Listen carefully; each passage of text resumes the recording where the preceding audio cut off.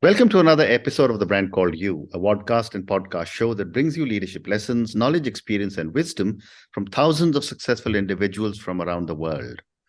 I am your host, Ashutosh Garg, and today I'm delighted to welcome a very, very accomplished and best-selling author from Birmingham, UK, Mr. Andy Bass. Andy, welcome to the show. Thanks very much, Ashutosh. Nice to be here. Thank you. Andy is the managing director of BassClusker Consulting. He's an author, and all of you know I am very partial to authors. He's an author of 2 books. The first one, which is Start With What Works, and his latest one is Committed Action, the 3-step method to inspire your people to take ownership and get results. You can see both these books behind Andy on the screen. And he's also a leadership advisor, and he's a speaker. So, Andy, before we start discussing your books, tell me a little bit about your own journey in brief. Okay, well, I started out in software engineering originally. My first job was at BT Research Labs in the days of artificial intelligence, just starting out. And then I spent some time in a business school teaching, which is, we'll probably come back to this when we talk about committed action and what I learned there. And now as you said, I work with all kinds of businesses, some large ones like L'Oreal and Aon and KPMG, and a lot more in the mid space, businesses that are looking for new ways to deal with the challenges that we all have in the world. Wonderful. And I also teach executive education as well, working with executives at Oxford Said and Warwick and Aston Business Schools here in the UK. Wonderful. So let's talk about your latest book, which is Committed Action, the 3-step method to inspire your people to take ownership and get results. Tell me a little bit about your book and what was your hypothesis when you started writing it? Well, look, the basic idea behind this book is that you can't motivate people. Okay. Now, some people's eyes pop out of their heads when I say that, but so I should just clarify. Of course, you can make people do things, right? You can bribe them or you can threaten them, and that can be subtle or overt. But I think a lot of leaders want something much more from people. They want their commitment. They want their creativity. And in fact, the trigger for the book was really a conversation I had with a finance recruiter. And he was saying to me, over the last few years, I've got people now, they're all working at home. They're in their kitchen. They have a laptop, and the software they use is the same, whether they work for company A or company B or company C. It's Excel or SAP, or it all looks the same. So what's the difference that's going to mean that people will stay with one company and versus go somewhere else? It can't just be the money, because companies can't afford to pay enough to make that much of a difference for most people. There has to be something else. And the other conversation was actually with a guy who runs an office for one of the big 4 accountancy firms. And he said, I've got people now who are saying to me, they want to leave. They've been with us 15, 20 years. They're making good money. They're a great asset to us, but they said, no, we've had it. And I'm saying, look, I'll even give you a sabbatical. No, we'll pay you. Come back in 6 months, come back in a year. No. So this really made me think, what can I do to help and to take the lessons that I've seen from leaders and the things that I've seen work in my own projects and bundle that for people so that they can get that commitment beyond just trying to make people do things. Very interesting. And when you talk about the 3-step process to inspire people and take ownership, how do you define take ownership? Well, I suppose it's something a bit different from just taking responsibility, isn't it? It's that it's something more proactive. You can't assign ownership. You can assign responsibility, but ownership has to be taken on. And I think when you have people who feel like they own a project or an aspect of the business, they'll be proactive. They will, if they meet a block, they're more likely to try to improvise and figure out a way to get to where they're going. It's an interesting question, though, because the word, I think, is used differently in different parts of the world. English is a language that is so varied, right? And what do people in America mean by ownership in business versus what people might mean, I don't know, in India? It might be quite different. So it's that sense that I mean. Yeah. So, I've often wondered this as an entrepreneur, as a senior professional manager, where I've often said, how does one get people to take ownership for the work that they've been assigned? And I'm actually, as you were talking, I was wondering about the motivation bit. Can we motivate people to take ownership? And clearly, I'm going to be understanding from you the 3 steps that may help to make this happen, because I've experienced exactly what you're saying. Yeah, well, I think everybody has, and it's always a head scratching issue. It's confusing. So I think we have to approach it the way an educator approaches it. So, because I started out, apart from that early time at BT, I started out in education, and I had to teach students computer science that didn't want to learn it. I was teaching psychology students. So I had to learn how to teach. And let me say what the 3 steps are, because listeners might be. So the 3 steps, and I use the mnemonic CEO, which is just to try to make it easy to remember. Yeah. We have to find ways to get curiosity. So I say invite curiosity, then encourage exploration, and then you can transfer ownership. And this is what good teachers do.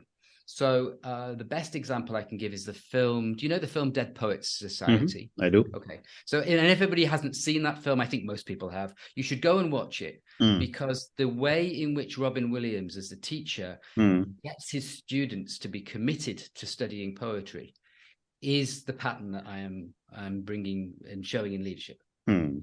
Because you think about his situation. Do young men want to learn poetry? Well, some might, but a lot don't. And in the film, they don't want to. So he has to get their curiosity. Right. And he does this in a number of ways. He does some dramatic things, like takes them all outside, which you wouldn't normally do. He has them rip the pages out of a textbook, which he says is rubbish. And then they all think this is very exciting. And then he tells them that the real purpose of poetry is to woo women. Okay. Now, not all young men are interested in that, but most of them are, right? So, or many of them are, and it's certainly intriguing. Correct. So now they're curious. And then he encourages them to explore, to read different poets. And then from that point on, they form their own society, the Dead Poets Society, that they take ownership on. So I think we have to invite people to take ownership. We have to invite their curiosity, but we do everything that we can to make it as enticing and interesting as possible. Right. Because you loved your businesses that you ran, I'm sure. So how do you then transmit that? And I think leaders have to do a lot of more work sometimes than they think to join the dots up and draw people in. So this is the 3 steps. Well said. And conversely, what prevents people from taking ownership? Right. The biggest one is fear of blame. Okay. I think that fear of a blame-based culture, it's very, very difficult to get very much done if you want people's creative best contributions. In fact, the first one is the fear of blame. The second one is that we distort cultures by tolerating bad behavior from people whose numbers are good.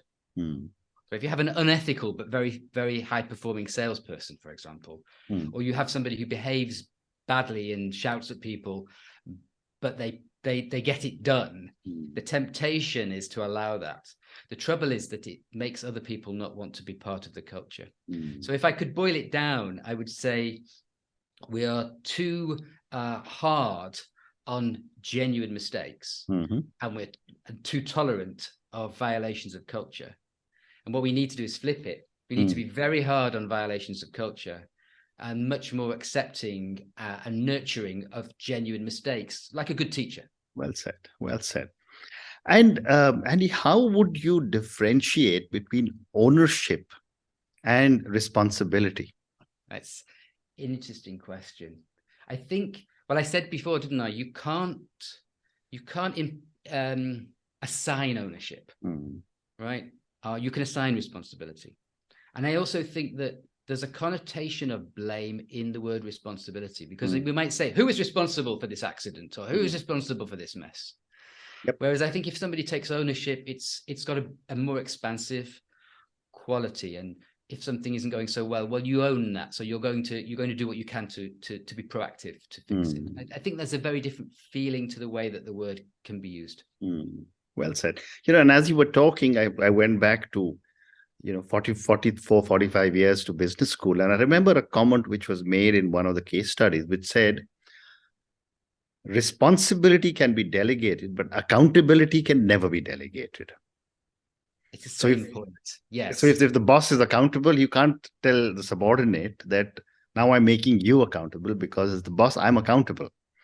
But in your hypothesis in your book, how do you deal with the whole matter of accountability? Well, I don't talk about that much in the book itself, but the issue I would say is, look, ultimately CEO is accountable to the board for results. Correct. Okay? Correct. But you can't, and their line managers therefore are accountable to them. But you can't impose, as we've just said, you can't impose ownership. I think the accountability is to do the work necessary to really get people to understand why they should be involved. It's this educational process. And I think people sometimes underestimate the work that's required initially, but it's a great investment, because once you have a culture where people do take ownership, then that will make your accountabilities easier to meet, because they'll support that. Very interesting. So one more question related to committed action, and then we'll move to your second book. You also mentioned that you help organizations overcome their limits to growth. Help me understand your process with an example. Well, this is a nice bridge to the other book, actually, because really to start with what works is the kind of the method that I use. Let me tell you my premise, okay? Because I think this given the way the world is, there was a guy called Reg Revens. You might be familiar with Revens's law. So different people say it different ways. The rate of learning inside the organization has to be faster than the rate of change outside. And now, even if we didn't have the COVID pandemic, even if we didn't have the war in Ukraine and the impact of that, we would still, if we were talking now, we'd still say it's the fastest changing, most volatile time, because there's also digitalization, there's also other global realignment, there's geopolitics, there's energy and climate. So the world is changing incredibly fast. And that means that those could be limits on you externally, as well as competition externally. And your ability inside to learn and adapt is going to be the thing that limits you.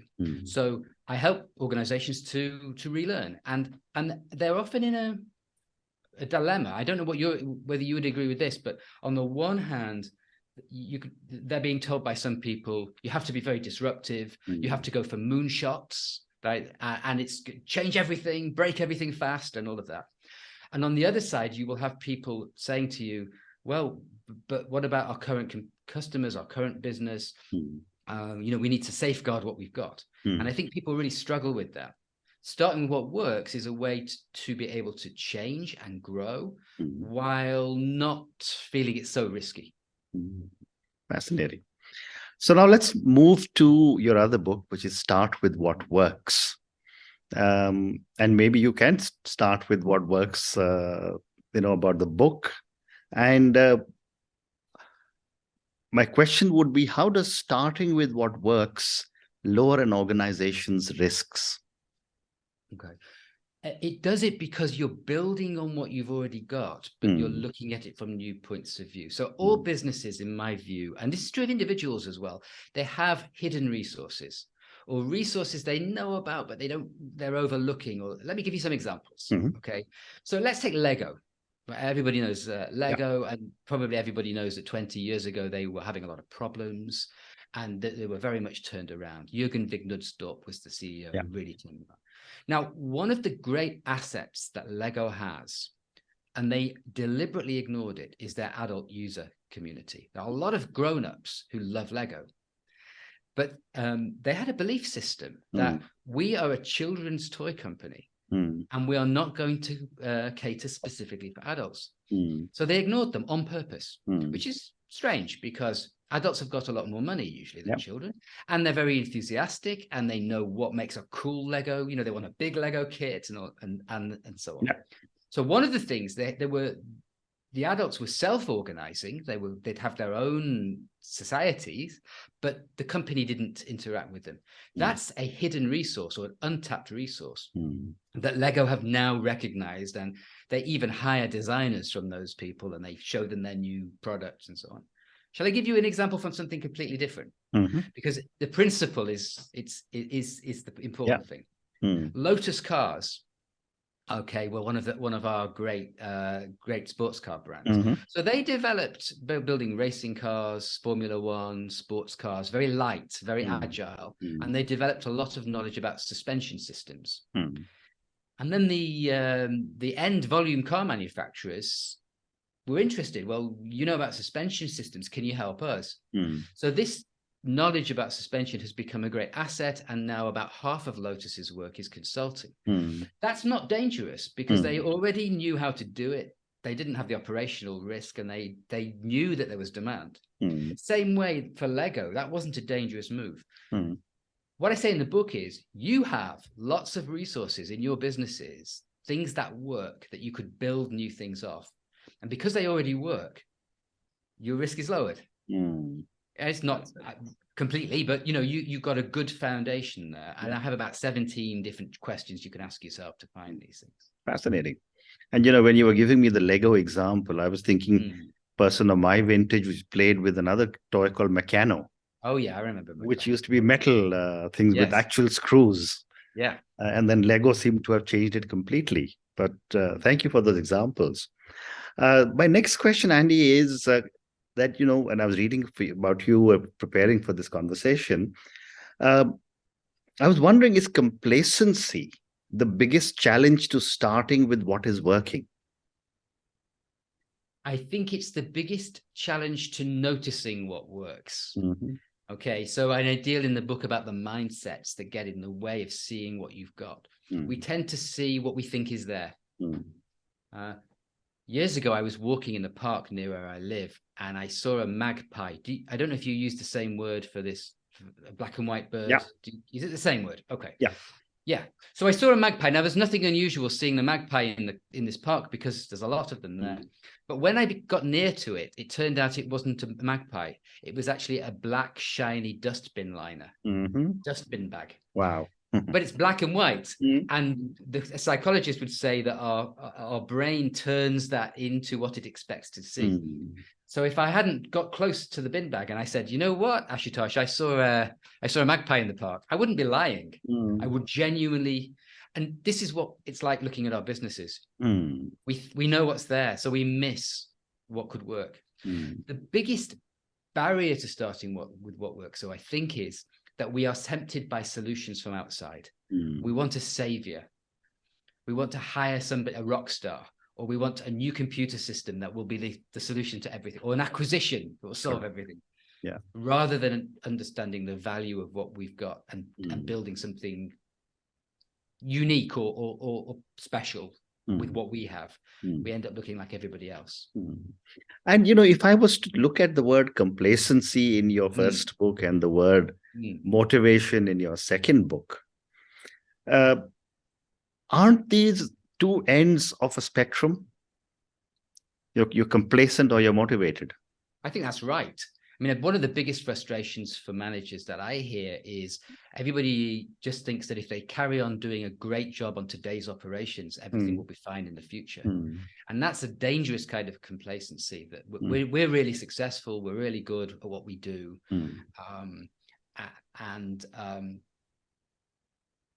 We'll just keep doing that. So we're not motivated to face the world and the demands on us to change and continue to grow. That's it. Wonderful. Yeah. So I've got time for two more questions. Okay. My next question, it comes back to your book, Start With What Works. And, you have 10 principles. So I wanted to ask you, what is the process you follow to start with what works? And, you've got 10 principles. I know it's been a while since you wrote the book, but if you remember some of them, of course, tell me those. I can't go through all 10 anyway. No, obviously. But if people want to read it for free, we can put a link and they can read the chapter. The first chapter actually lays those out. But there are 3 really that matter the most to get started. And those are, find your hidden resources. I can say a bit about each one. Find your hidden resources, recombine them to create more value, and then let the world teach you what works. Okay.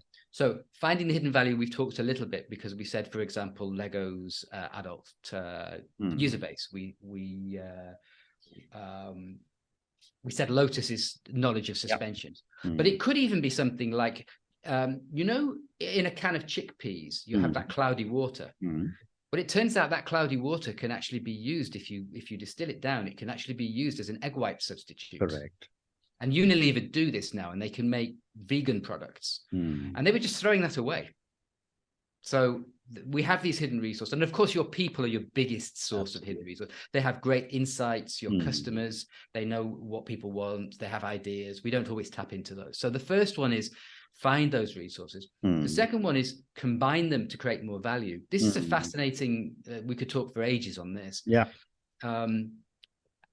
Let me give you a very simple example, and then I can give you a bigger business one if people want. But the simple example was actually given to me in the foreword of the book, which was written by Rory Sutherland from Ogilvy, from the advertising agency.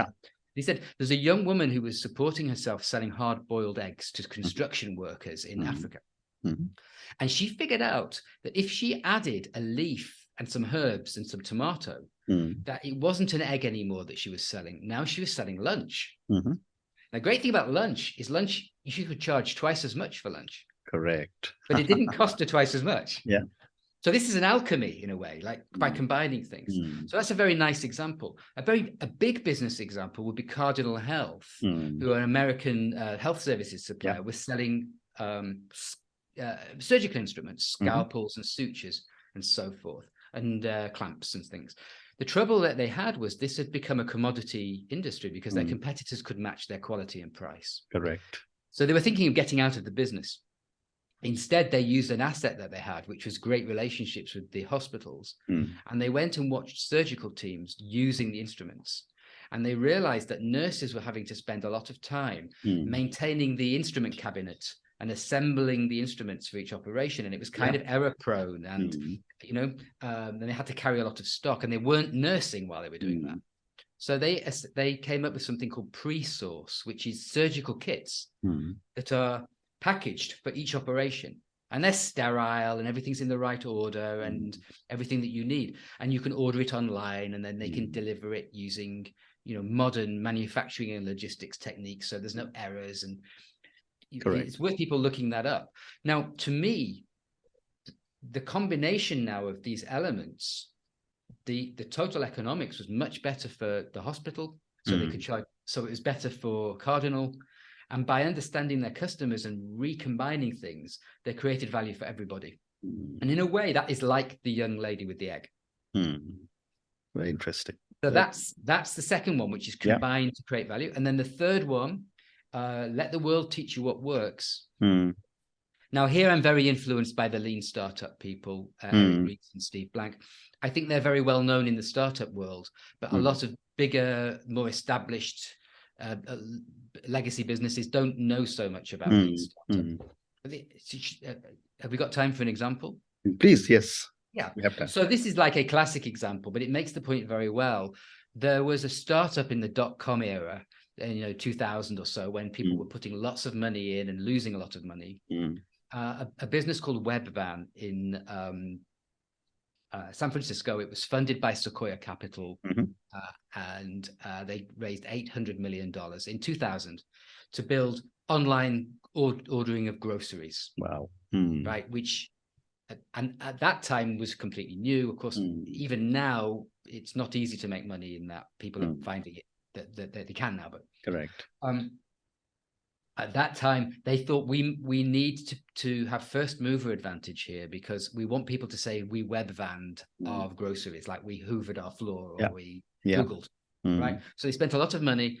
They built distribution center. They had special trucks that were the right shape, and the people would recognize the shape. And they did careful market research, and people said, yeah, that would be great. We would love to buy our groceries online.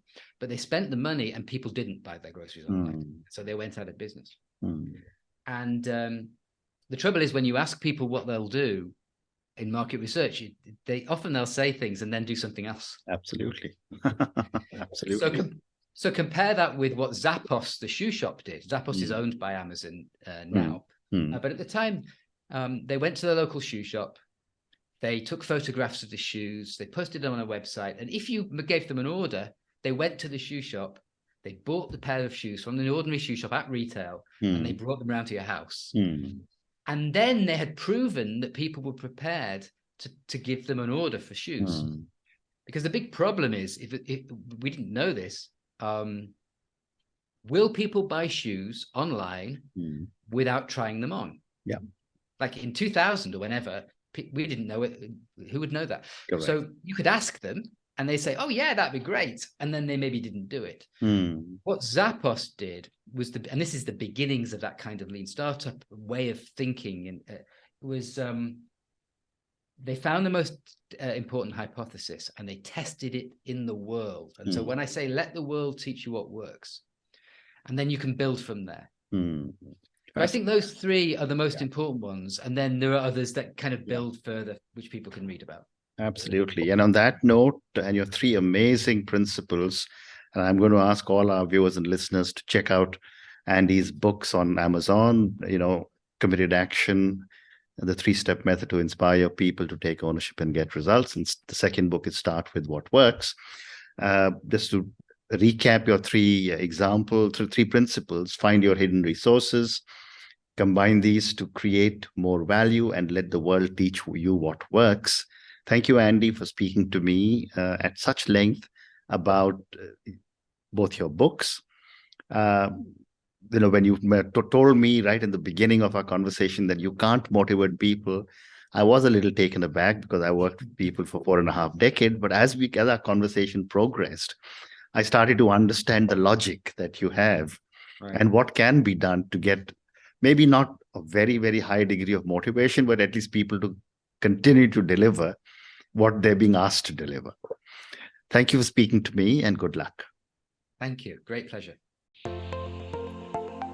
Thank you for listening to the Brand Called You videocast and podcast, a platform that brings you knowledge, experience, and wisdom of hundreds of successful individuals from around the world. Do visit our website www.tbcy.in to watch and listen to the stories of many more individuals. You can also follow us on YouTube, Facebook, Instagram, and Twitter. Just search for the Brand Called You.